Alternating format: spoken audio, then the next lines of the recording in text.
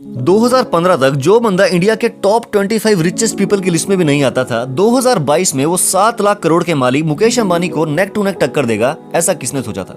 इतना ही नहीं, ये बंदा अंबानी को रिचनेस के मामले में 2022 में अब तक 3 बार पीछे छोड़ चुका है। दोस्तों, हम बात कर रहे हैं अडानी ग्रुप के फाउंडर और चेयरमैन मिस्टर गौतम अडानी के बारे में।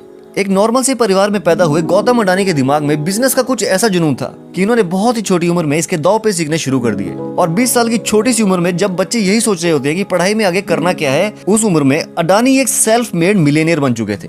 तो कहानी शुरू होती है 24 जून 1962 से, जब गुजरात के अहमदाबाद में जन्म होता है गौतम अडानी का। इनके फादर मिस्टर शांतिलाल अडानी एक लोकल कपड़ा व्यापारी थे, पर फैमिली की इनकम एक मिडिल क्लास फैमिली जैसी थी। सेठ चमनलाल नागिन दास विद्यालय से इन्होंने अपनी स्कूलिंग खत्म की और उसके बाद इन्होंने बीकॉम करने के लिए गुजरात यूनिवर्सिटी में एडमिशन लिया।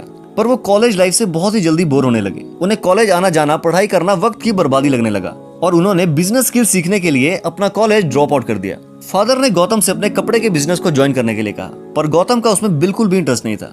वो कुछ अपना, कुछ अलग करना चाहते थे और कॉलेज ड्रॉप आउट करने के बाद वो मुंबई शिफ्ट हो गए, जहां पर उन्होंने अपना खर्चा निकालने के लिए महिंद्रा ब्रदर्स नाम की एक डायमंड फर्म में हीरे की परख और छटाई का काम शुरू कर दिया। गौतम ने इस डायमंड फर्म में 3 साल तक काम किया और उसके बाद अपना खुद का काम करने का प्लान बनाया। पर जो बिजनेस वो शुरू करना चाहते थे उसके लिए उनके पास पैसे कम पड़ रहे थे, इसलिए वो उसी डायमंड फर्म में 2 और सालों तक काम करते रहे। और फाइनली 5 साल वहाँ काम सीखने और सेविंग्स करने के बाद उन्होंने मुंबई की सबसे बड़ी ज्वेलरी मार्केट जावेरी बाजार में अपनी खुद की एक डायमंड ब्रोकिंग फर्म शुरू की।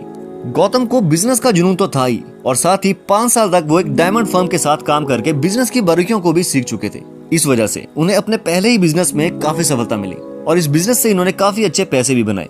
फिर 1981 में गौतम अडानी के बड़े भाई मनसुख भाई अडानी ने अहमदाबाद में एक प्लास्टिक यूनिट को खरीद लिया और इसे चलाने के लिए उन्होंने गौतम को अपने पास बुलाया। इस प्लास्टिक प्लांट में प्रोडक्ट्स को बनाने के लिए हर महीने 20 टन पॉलीविनाइल क्लोराइड की जरूरत पड़ती थी और ये 20 टन की रिक्वायरमेंट इंडिया से पूरी नहीं हो रही थी, इसलिए गौतम को ये क्लोराइड दूसरे देशों से इंपोर्ट करना पड़ता था।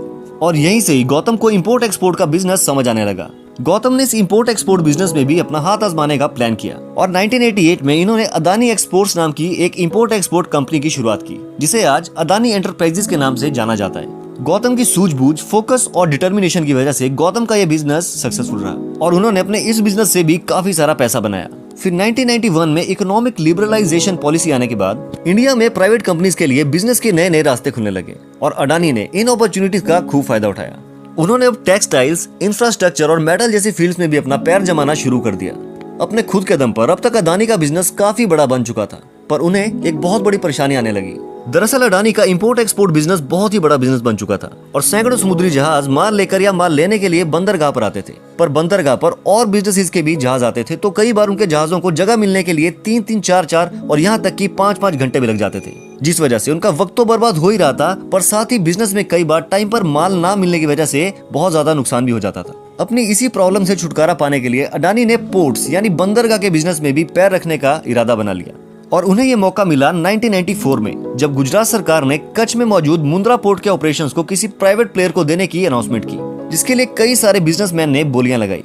पर अपने जबरदस्त नेगोशिएशन स्किल्स के चलते अडानी ये डील क्रैक करने में सफल हो गए और इस तरह शुरुआत हुई अडानी ग्रुप की सबसे बड़ी कंपनीज में से एक Adani ports and special economic zone की। और आज की बात करें तो अडानी पोर्ट्स भारत की सबसे बड़ी प्राइवेट मल्टी पोर्ट कंपनी है और मुंद्रा पोर्ट इंडिया का सबसे बड़ा प्राइवेट पोर्ट है। अब अडानी ने बंदरगाह बिजनेस में तो पैर रख लिया था, पर उन्हें यहाँ पर भी एक प्रॉब्लम सामने आने लगी।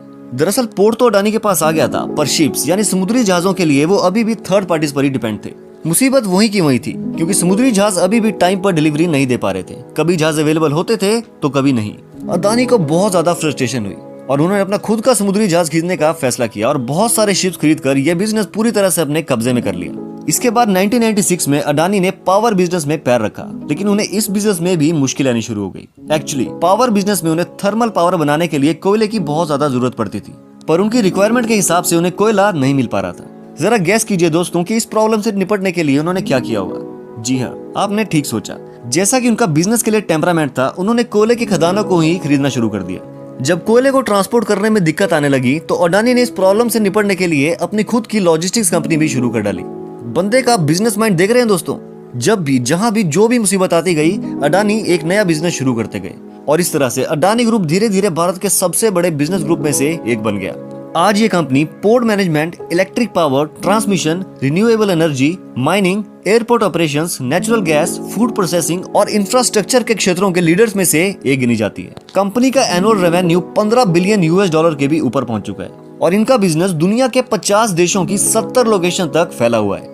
दोस्तों, जब भी इंडिया के सबसे अमीर आदमियों की बात की जाती है तो उसमें सबसे पहला नाम मुकेश अंबानी का आता है। पर यहाँ हमें ये बात याद रखनी चाहिए कि मुकेश अंबानी का बिजनेस उन्हें अपने फादर से धरोहर में मिला है, जबकि गौतम अडानी ने ये पूरा बिजनेस अपने खुद के दम पर खड़ा किया है, जो कि एक बहुत ही ज्यादा बड़ी बात है। दोस्तों, गौतम अडानी की लाइफ स्टोरी से आपको क्या सीखने को मिला, कमेंट सेक्शन में जरूर बताइएगा। और ऐसे ही वीडियो देखने के लिए चैनल को सब्सक्राइब कर डालिए। वीडियो अच्छा लगा हो तो लाइक कीजिएगा। जल्दी मिलते हैं दोस्तों एक और अच्छे वीडियो के साथ, तब तक के लिए शब खैर।